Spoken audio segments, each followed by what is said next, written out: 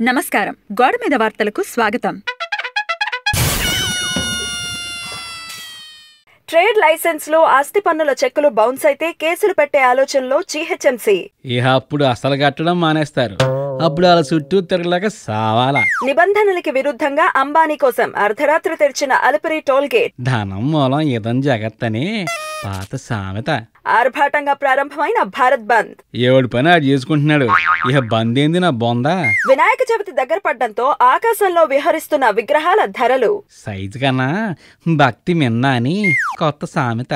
మళ్లీ విదేశీ పర్యటనలు మొదలుపెట్టిన ప్రధాని మొదట వియత్నాం, తర్వాత చైనాకి వెళ్లే అవకాశం. పెద్దగా ఊరిగేదే ఉండదు, అంతా చింగ్ పంగ్ చింగే. చంద్రబాబు ఇంటి ముందే ఆత్మహత్య చేసుకుంటా శివాజీ. కుదిరితే క్షమించండి, లేకపోతే ఈయన ఒకడున్నాడని గుర్తించండి. ఐడెంటిటీ క్రైసిటీ ఎట్ పీక్స్ యా. మహిళలు కడుపు నింపుకోవడానికే ఒళ్ళమ్ముకుంటున్నారు. కేంద్ర ఆరోగ్య శాఖ సహమంత్రి అనుప్రియ.